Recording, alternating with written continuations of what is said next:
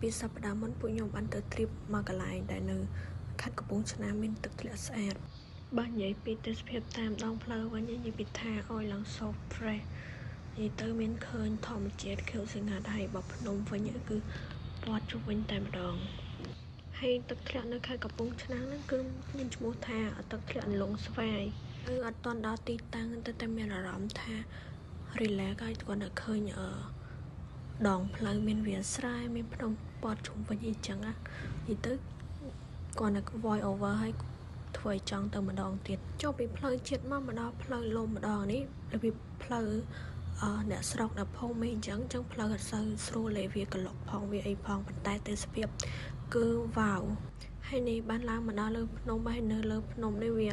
មានថ្មកន្លែងក្លុកអញ្ចឹងហើយទើបខ្ញុំចុះដើរ finally បន្ទាប់ពីធ្វើដំណើរឲ្យយកពេលជាច្រើនម៉ោងក៏បានឃើញទេសភាពដ៏ស្រស់ស្អាតអូននិយាយទៅ relax ហើយត្រជាក់ហើយឃើញធម្មជាតិនិយាយទៅគួរឲ្យចង់អង្គុយគន់ហ្មងហើយពួកខ្ញុំក៏បានយកអីវ៉ាន់ដូចជាតុកៅអីនិងអាហារមួយចំនួនដើម្បីរកទីតាំងយកអាហារញ៉ាំដោយសារតែថ្ងៃដែរហើយម៉ោង11ជាងហើយតាំងពីព្រឹកមកពួកខ្ញុំអត់ទាន់បានអីញ៉ាំទេបានតែកាហ្វេ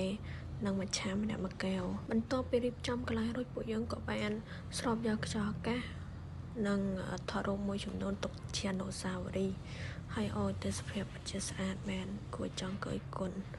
និយាយទៅមានអារម្មណ៍ថាចង់ទៅ relax ម្ដងទៀតទៅបានសប្តាហ៍មុនហើយបន្ទាប់មកពួកយើងក៏បានញ៉ាំបាយនិយាយទៅអត់មានម្ហូបអីច្រើនទេមានតែសាច់មាន់ហើយនិងខតិចតួចហើយមានសាវម៉ាវមានសណ្តែកដីអញ្ចឹងហើយបន្ទាប់ពីញ៉ាំបាយហើយពួកខ្ញុំក៏អង្គុយ relax និយាយគ្នាលេងតិចតួចហើយមើលអូនគាត់ស្ទូចត្រីសម្រាប់ទឹកធ្លាក់នឹងដែរមានទីតាំងធំនិយាយទៅ